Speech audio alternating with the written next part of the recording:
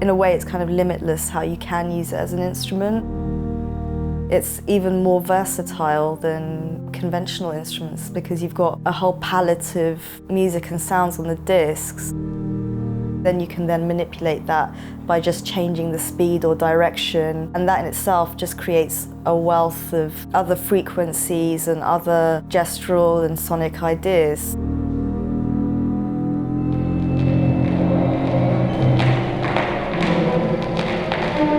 It's a very specific kind of a machine as a really haptic interface for somebody who likes to work with their hands. Maybe it's 2 times in history. It could be an old record and a new record. So you're kind of traveling between worlds and you have this simple device that toggles or combines them.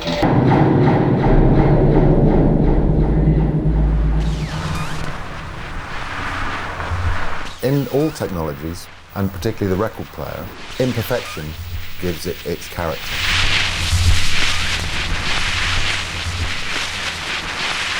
When you use an old picnic record player from the 70s, it sounds different from an old Technics from the 90s. It brings a sense of history through the imperfections in its sound. You can just play the run-out groove, play around with the EQ on your mixer, and you can create a track just with that, you know. Plus, yeah, I mean, it's malleable in that you can kind of make scratches, you can stick things onto a record. A turntable will pretty much play anything that you throw at it, you know.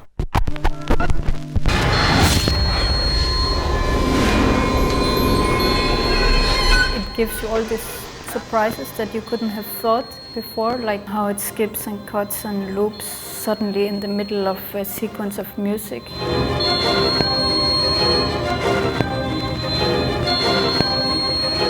I think some of this music that comes out you couldn't have made if you sit down with a blank piece of paper to write notes and think, okay, this, because it's all this effect of the medium.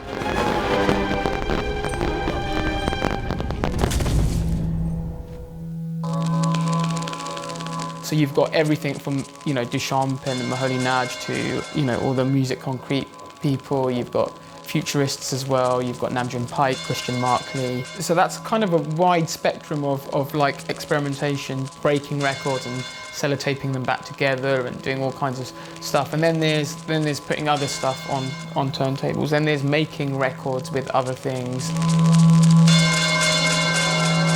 John Cage and his landscape series was really the first time that I ever heard someone other than myself refer to the surface area of a vinyl record as topography. In a microscopic level, those grooves look like canyons.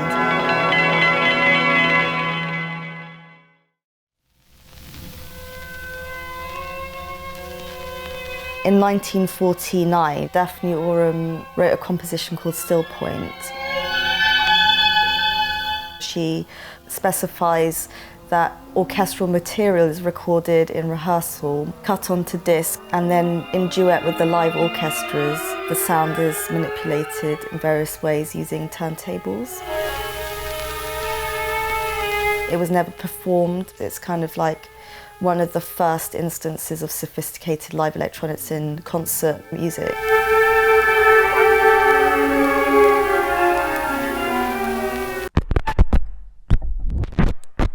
Milan Jeck, you know, musically I really liked the Broken Music album, partly because it has this rhythmical component. I mean, it's really raw and kind of noisy. I was just fascinated by the kind of clicks and pops and things that you get when the needle's going over one of the cracks in the records or one of the other damaged parts.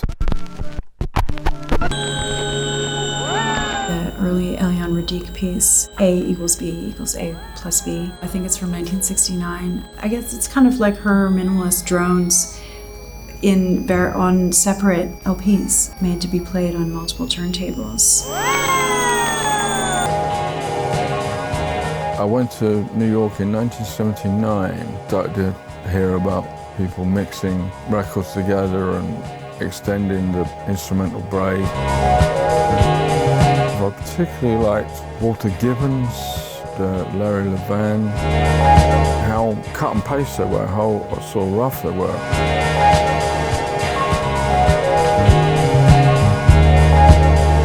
Grandmaster Flash and Grand Wizard Theodore, who were technically the first people to invent hip-hop scratching. Nobody else was putting their hands on the surface area of a vinyl record like that in a social environment. John Cage was in his studio. This was a social situation where time and the present moment inspired them to be like, let's see if we can pull this back.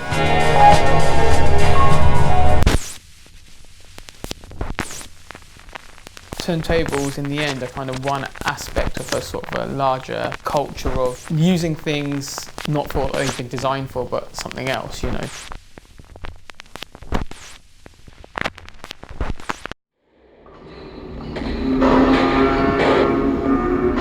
One of the things that made me know was Vinyl Requiem, which was with 180 old record players. And this was in the late 80s when the CD section had sort of got bigger than the vinyl section in record shops.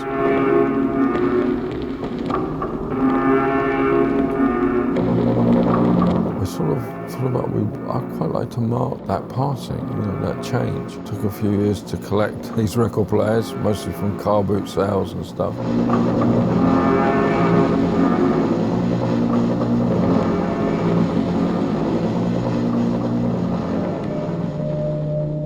When I hit the turntable, it was very much about creating happy accidents, in that finding an old record, randomly putting it on, maybe in 3 places with my magical machines, and seeing what happened and responding and improvising.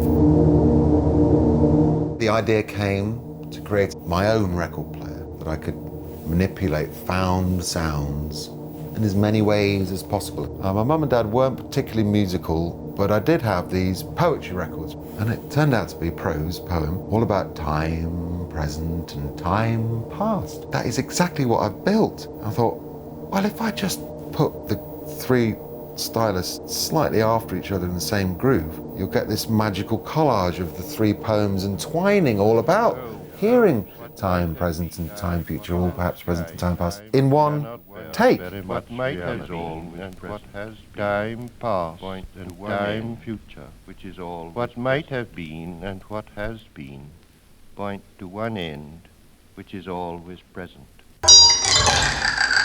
I had a real fascination with what happened with dub plates, like the spontaneity and immediacy of making a dub plate and playing it.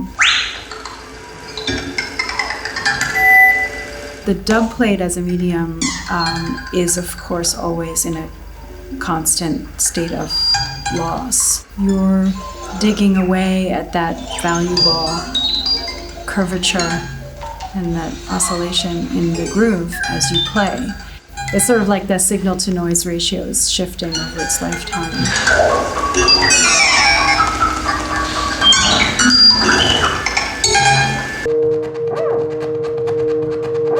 I started using turntables in my work as, sculptural objects. So I started making things, putting things on turntables. If you get a transistor radio and you put it next to an energy-saving light bulb, it creates a buzzing sound. But then if you put it on a turntable and put the light bulb next to it, you get a rhythm. Doing other things with turntables, making theremins to go on turntables, making records out of bits of plastic, glass and wood and whatever. That's where it gets really fun, because you've got something that just creates a loop.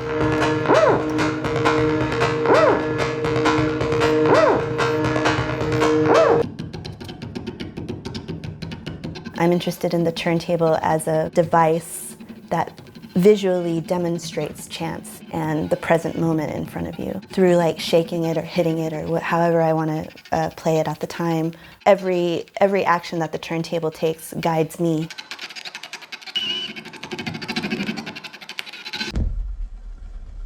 And I realized early on there was no point on shopping for vinyl because it's still my intention. So then I didn't buy records for a year because I wanted to see how life would introduce things. And sure enough, almost every show, people were bringing records. I let the records come to me.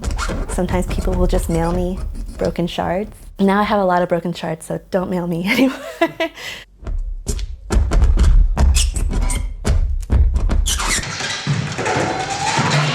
We work with sound installations where turntables often have an active part. You can be physically more interacting with the sounds, and you can work with the timeline in a very physical and sculptural way. We have these dub plates we do that's like kind of small fragments of compositions, different records. We also use our own releases that we could use back again into the whole system of cutting it up and making it new.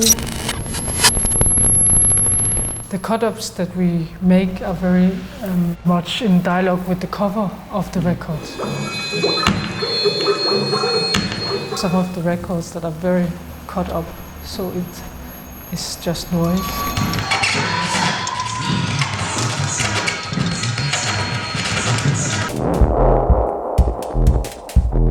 I was doing some stuff with a couple of records, but found it really limited. That came from Vinyl Terror and Horror. They have a turntable tower. Saw them play and realised that was the perfect kind of way to add more layers to the sound.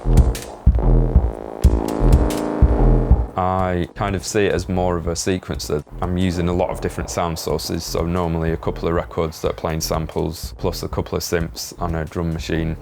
And then an infrared reflection sensor, and I can use various different synths for that.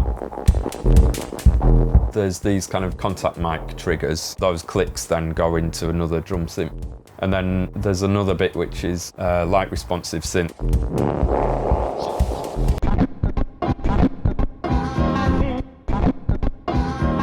For me, it's really fascinating just taking one record like Piteous Gate and then just using that hundreds of times, exploring how many different interpretations I can get. I use a variety of records and dub plates, but also I record my own compositions. I'll write a piece for acoustic instruments or orchestra, and then I'll cut it onto dub plate. I then sample the turntable material live, but it's not just sampling, it's like the manipulations happen first and then it's sampled, and on top of that sometimes use other effects. The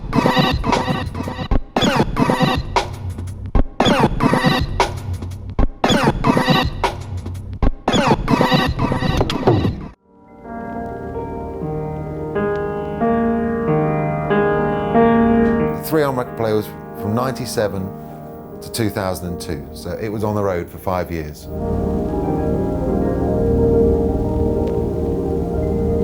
That's when I made my 2-arm record player, and that went for 10 years. So this is now what I'm down to. This is the 2019 version of Janek and his record players. I have a range of different spaces that I use. So these are one tool for recreating happy accidents live on stage. You know, this is the essence of what I've been working on for 2 decades.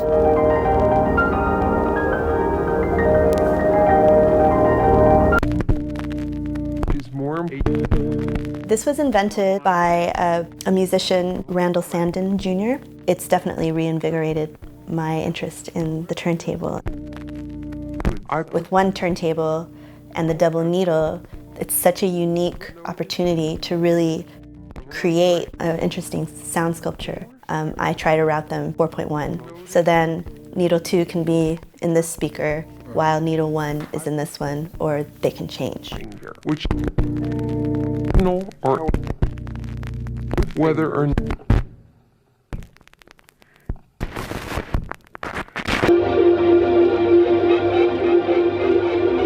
I had some old 78s. I came across a record player that played 78s, but also they had a 16 RPM on these. I mean, it seems sort of daft now, but actually it was a big revelation to me, especially if you're putting it through a big sound system. At low bass, you felt the room waving, you know. For me, they have real character. And also, they're quite old, so they don't always work exactly the same way, which I like. So I got interested in that improvisation between what the record player's doing, what I'm trying to do, and then being guided by its faults.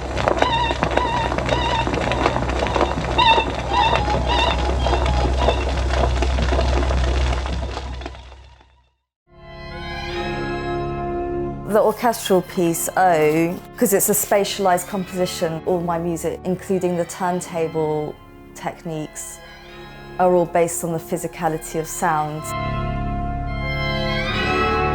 So, for example, this is a diagram of like how the orchestra are spatialized, and then just like a turntable, like the way I composed this orchestral piece is that the music then moves around the orchestra like clockwise, anti-clockwise. The speed accelerates, decelerates, and then you've got the percussion adding this quadraphonic surround sound. Within this piece, there's also a turntable, an organ, improvisation, so it's all kind of linked together.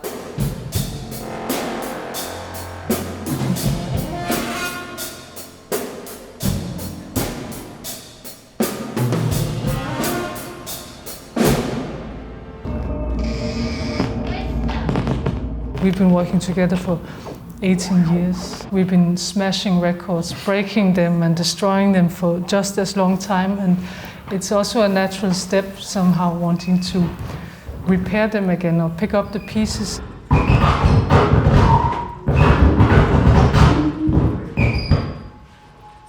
I did a black metal project. The plan was to manipulate black metal records, and then I thought I would shoot some. And this record you made from two halves of different violin records that was recorded and transcribed to notes and then replayed by a violinist.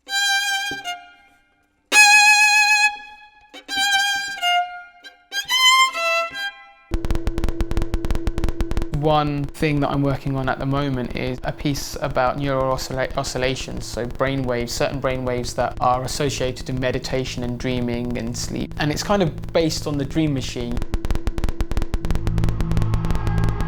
Recently I did this piece which was the light and sound of the Dream Machine, the brainwaves, and turntable improvisations. And this was a collaboration with Young Lee.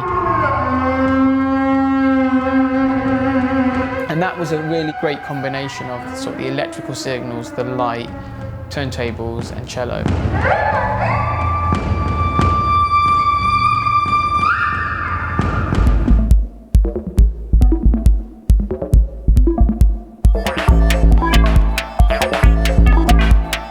In the live set, I'll kind of build a tower in a couple of different ways. The composition is in kind of building the machine itself. As I add each sound in real time, each record adds a new sound to the composition. Each of these developments happened over time really, so it's a great setup because you can think of a new idea and it will integrate with the system because it's totally modular really, and you can use the different layers in different ways.